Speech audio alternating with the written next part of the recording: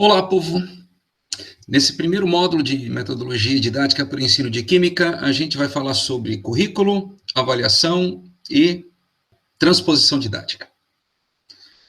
Para cada um desses tópicos eu vou gravar um vídeo, pelo menos um vídeo, e eu vou tentar narrar esses vídeos de uma forma em que não seja tão necessário vocês olharem para a tela. Tá? Quase que um podcast, uma coisa assim, mais para vocês poderem só ouvir e aproveitar melhor o tempo.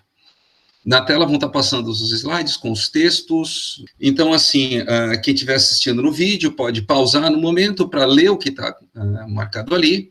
Eu vou falar mais fluidamente sobre o que está nos slides, de forma que não sinta falta quem não parar para olhar. Tá? Depois vocês me dão feedback sobre o que vocês acharam desse formato, para ver se é bom ou se é melhor usar uma apresentação mais equilibrada, com mais audiovisual, porque cada escolha envolve ganhos e perdas, então eu quero saber de que forma a gente ganha mais e perde menos, né? Melhorar essa relação, ok? Então, vamos começar esse vídeo agora, eu vou falar especificamente sobre currículo. Ok? Então, vamos lá. Gente, sempre que a gente começa a falar, estudar um assunto, isso vale, por exemplo, quando eu vou trabalhar sobre química, quando eu vou dar as primeiras aulas de química no curso, seja no curso de formação lá na Química Geral, no curso de licenciatura, ou no ensino médio, na primeira aula de Química, eu sempre pergunto sobre, vamos falar sobre Química, mas o que é Química? Então, eu busco definições, tá? Aí a gente fala, Química é uma ciência que estuda a matéria, suas propriedades e transformações, ok. Então, aí vamos lá, Química é uma ciência, o que é ciência? O que é matéria? E a gente tem que buscar esses conceitos, e se possível, no sentido mais próximo daquilo que todo mundo fala. Então, por exemplo, quando a gente fala em currículo, tem algumas definições no dicionário que acho que a gente pode trazer para começar a pensar e depois pega esses sentidos mais em geral e traz para aquilo que a gente está estudando, né? É uma forma mais eficiente de trazer, de especificar, de fechar um pouco esse foco. A gente começa falando do sentido geral, o que quer dizer a palavra currículo, e depois a gente traz para o sentido específico da área que a gente quer estudar, no nosso caso, na formação de professores, ok? Então, tem alguns termos tirados do dicionário. Então, currículo é o ato de correr, ou seja, uma carreira, é um curso, é um desvio para encurtar um caminho, ou seja, atalho. Eu vou confessar que esse sentido até foi uma surpresa para mim. A terceira definição que traz é o conjunto de conteúdos e matérias de um curso escolar ou universitário. Então, por exemplo, quando a gente vai se matricular, muitas vezes vai comparar, muitos de vocês já fizeram outros cursos, né? Curso de engenharia agora estão fazendo licenciatura. É muito comum olhar o que tem no currículo da engenharia, o que tem no currículo da licenciatura, ver o que eu consigo validar. Vocês já fizeram, alguns de vocês já fizeram, pelo menos já ouviram falar desse raciocínio. Então, tem essa ideia do currículo, que é o conjunto de conteúdos que vão ser estudados. Esse é provavelmente o que está mais próximo do que a gente vai trabalhar aqui. E o quarto sentido que aparece no dicionário é documentos que contêm os dados bibliográficos relativos à formação, conhecimento, percurso profissional de uma pessoa. Ou seja, é aquilo que tu entrega numa empresa quando vai pedir emprego, correto? Então, eu vou numa empresa pedir emprego, eu vou entregar o meu currículo, vou no setor pessoal deixar o meu currículo, se eu estou me candidatando a uma vaga. Por exemplo, no serviço público, nas universidades, tem um formato mais específico, que é o currículo Lattes.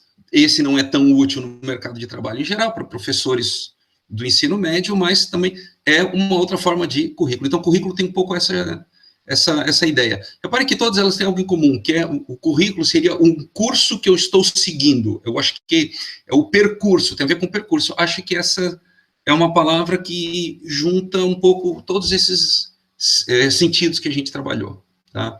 Então, vamos falar um pouco mais específico agora sobre o currículo escolar, sobre aquilo que nos interessa. Só um comentário aqui.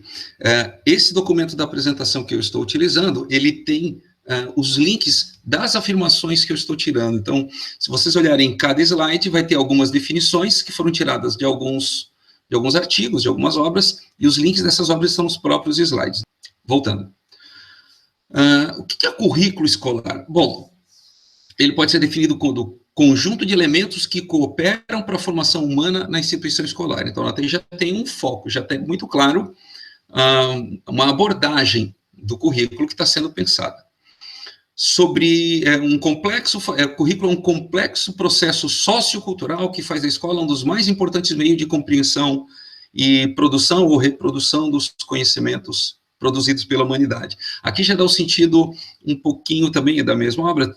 Nota-se que as duas definições vão na mesma linha, têm a mesma abordagem, mas é que quando ela fala em produção ou reprodução dos conhecimentos produzidos, já antecipa algo que a gente vai falar depois lá em transposição didática, em que mostra assim que a escola ela traz reprodução de conhecimentos, então nós vamos trazer os conhecimentos que já foram produzidos pela humanidade e nós vamos retrabalhar, nós vamos dar uma nova significação aqui. Mas a melhor definição dessas que eu encontrei é currículo é o percurso que leva à aprendizagem. Então notem que essa é uma definição bastante ampla e pode ser utilizada em praticamente qualquer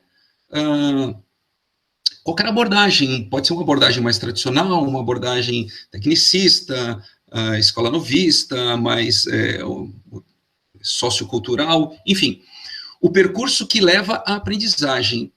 Então, esse é o papel da escola, é proporcionar a aprendizagem dos alunos, eles vão aprender algo, o que é e como eles vão aprender é que vai mudar nas diversas abordagens. Então, eu gosto bastante dessa definição para currículo escolar, percurso que leva à aprendizagem.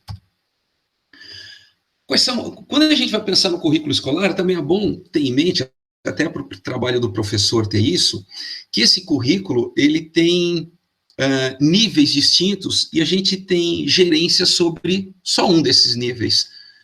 Talvez dois, mas assim, o primeiro nível, que é o currículo prescrito, nós não temos gerência, ele já foi definido. É algo que já está definido por alguma instância acima da gente, pelo sistema de ensino.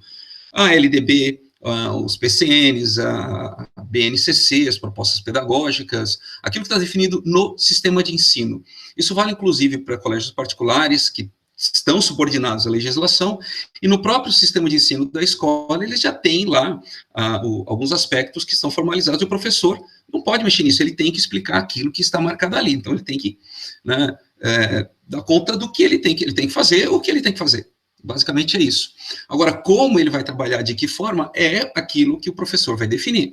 Aí o professor vai definir quais são os objetivos de ensino que ele vai trabalhar para cada conteúdo, qual a forma de avaliação. Então, alguns aspectos vão estar de acordo com o professor, e esse é o que os autores chamam de currículo real. É aquele que acontece dentro da sala de aula, na relação entre professor e aluno. Então, o que vai ocorrer dentro da sala de aula é o que o professor vai trabalhar com os alunos, a forma que vai interagir com os alunos e os alunos entre si. Então, esse é o currículo real. E ainda temos o currículo oculto, que é tudo aquilo que não aparece diretamente. São as relações, são as dificuldades ou as facilidades que alguns alunos têm e que às vezes a gente não se dá conta. Tem uma situação da escola, o que acontece nos corredores, a simpatia ou antipatia. Então, tem coisas que não estão diretamente sobre o domínio do professor, mas que também fazem parte, que interferem nesse percurso da aprendizagem. Então, pegando aquela última definição lá que fala que currículo é o percurso que leva à aprendizagem, então, todos esses aspectos que estão meio que escondidos, digamos assim, por isso chamado currículo oculto, né, e que a gente não tem um domínio tão direto assim. Um dos itens que consta na ementa da nossa disciplina é o currículo por competência. O que é esse currículo por competência? De novo, como a gente já falou, como eu já falei lá no início, quando eu vou falar em currículo por competência, eu tenho que primeiro entender o que é competência, para daí pensar no currículo por competência. E são palavras que aparecem muito juntos, competência e habilidade. Eu costumo dizer que competência é um conjunto, a competência de alguém numa certa tarefa é definida por um conjunto de habilidades. Então, o que é habilidade? Eu tenho a habilidade de fazer algumas coisas. E dependendo do trabalho que eu vou fazer, eu preciso desenvolver certas habilidades para poder ser competente naquilo que eu vou fazer. Então, esse conjunto de habilidades, de conhecimentos, vão me permitir ser competente na ação que eu vou fazer. Então, quando a gente fala em competência, o que a gente pensa? Em resultados. Então, é centrar no desempenho, naquilo que tem que ser feito, e tem que ser feito bem feito. E para isso nós temos que ter parâmetros. Então, eu vou analisar o quê? Eu tenho que pensar em condições. Quando eu vou trazer isso para a sala de aula, eu vou pensar quais são as habilidades que eu quero que o meu aluno desenvolva, quais são as competências que eu quero que ele tenha, né? E vou pensar em situações em que eu consiga pôr à prova essas habilidades. Eu vou pensar em que tipo de saber é necessário para que ele desenvolva aquelas habilidades e aquela competência, e eu vou trazer isso de forma que eu consiga pôr em prática. Eu vou simular situações e que o meu aluno consiga pôr em prática aquelas competências e habilidades que eu estou procurando desenvolver. Então, vou pegar aqui alguns exemplos. Vou ler aqui alguns exemplos de como trabalhar isso. Olha só, a ideia do conteúdo do currículo por competência é, em vez de partir de conteúdos disciplinares existentes, a partir do qual eu tiro qual conhecimento é mais importante, eu parto da análise de situações concretas e da definição de competências requeridas por essas situações. Então, a ideia aqui é que eu não parta dos conteúdos, mas eu parta das competências que eu quero que o meu aluno desenvolva. E aí eu vou escolher conteúdos necessários, aquilo que eu vou achar que vai ajudar a desenvolver aquela competência. E aí eu vou simular situações em que eu consiga pôr à prova, verificar se ele está com o que ele aprendeu, com os conteúdos que ele aprendeu, se ele consegue resolver aquelas situações.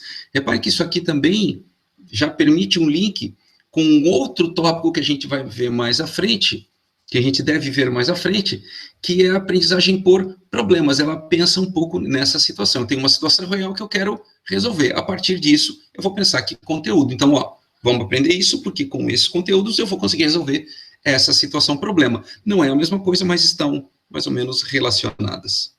Vamos a alguns exemplos aqui, então. Olha só. Se uma criança aprende a ler e escrever, isso significa que ela desenvolveu habilidade de leitura e escrita. Então, ela aprendeu a ler, aprendeu a escrever. Então, a habilidade da leitura e a habilidade da escrita ela tem. Só que isso não é sinônimo de que ela seja competente, ou seja, ela aprendeu a ler, mas será que ela consegue absorver o sentido de um texto escrito? Ela lê as palavras, mas é que ela tem a competência de um bom leitor, ela lê de forma competente? Ela tem a habilidade da escrita, ela sabe escrever palavras, construir frases, mas será que ela é capaz de transmitir as ideias que ela quer passar a partir da escrita? A compreensão do que lê e a capacidade de se fazer compreender por meio da escrita é uma competência adquirida pelo estudante. Então, as habilidades, a habilidade de ler e a habilidade de escrever são necessárias, mas não são suficientes. Por isso que competência é algo um pouco mais amplo. Um outro exemplo aqui, para juntar aquilo que a gente falou agora mais recentemente, é pensar que um currículo apoiado no desenvolvimento de competências e habilidades, vou fazer o quê? Em vez de decorar a fórmula para calcular a área de um triângulo equilátero, por exemplo, o aluno precisa saber reconhecer um triângulo, qual a importância de calcular a área dele, e onde ele vai aplicar essa informação. Então, nesse currículo, por competência, a aprendizagem significativa, ou seja, é aquilo que dá significado, é o cerne do planejamento. Então, como é que eu vou aplicar isso? De que forma eu vou verificar se aquela habilidade está sendo desenvolvida, se eu estou sendo competente no uso daqueles conhecimentos. Tá? É essa a lógica. Claro, há críticas ao currículo por competência. Tá? Quais são as críticas que esse autor, o Mowglave, ele chegou a fazer? Primeiro, de que a lista de competências que o currículo vai se basear, ele não diz sobre o que os estudantes devem adquirir, isso deveria ficar a cargo do professor. É uma crítica que ele faz. Particularmente, não me parece uma crítica muito consistente, porque é justamente esse o ponto. Eu não vou basear no que o estudante deve adquirir, então eu vou definir que competências ele deve, e o que vai ser definido, isso aí parte do professor. Só que na prática a gente sabe que não é assim, porque mesmo os conteúdos já são definidos. Quais são os conteúdos? Esses já foram definidos, né, nas instâncias superiores, já estão lá no currículo prescrito. Então essa crítica que faz um pouco de sentido, se tu pensar na forma como a legislação trata, já define os conteúdos de uma forma anterior. Não dá essa liberdade ao professor. A grande crítica que esse autor faz é que, na prática, o que acontece? Como ele diz aqui, o currículo por competências dificilmente escapa da condição de um construto elaborado com base em objetivos de ensino e aprendizagem. O que ele quer dizer é o seguinte: Na prática, vai dar no mesmo, porque eu vou ter que aprender conteúdos que vão desenvolver algumas habilidades. A ideia é o currículo por competência. O que a gente pode fazer nesse sentido, se for pensar, pensando no mundo real, é pensar a ideia desse currículo por competência e entender assim, para que eu vou ensinar esse conteúdo? Eu vou aprender, eu vou utilizar esse conteúdo para fazer com que o meu aluno desenvolva aqui habilidades e competências que serão úteis depois na vida dele. Não é tanto assim, eu tenho que ensinar esse conteúdo.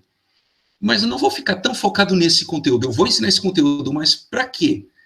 Que habilidades e que competências o meu aluno vai conseguir desenvolver aprendendo esse conteúdo? Foca dessa forma, e aí tu consegue trabalhar um pouco desse jeito, pensando nas competências, pensando nas habilidades, talvez não como um ponto de partida, mas esse pensar, essa forma de pensar nos ajuda, mesmo que eu tenha que trabalhar com um currículo por conteúdo, que é o que na prática a gente acaba tendo que fazer. Então, pensando em currículo por conteúdos, eu também vou fazer uma análise sobre o currículo, sobre os conteúdos que são tradicionalmente explicados no ensino médio. Quais são os conteúdos previstos para o primeiro ano, para o segundo ano e para o terceiro ano do ensino médio? Vou fazer uma análise, falar um pouquinho sobre de que formas são interessantes, o que a gente pode pensar para trabalhar cada um desses conteúdos, quais, de repente, são mais importantes, interessantes. Tem muitos conteúdos que são previstos no ensino médio, que colégios particulares trabalham, mas isso é assunto para outro vídeo.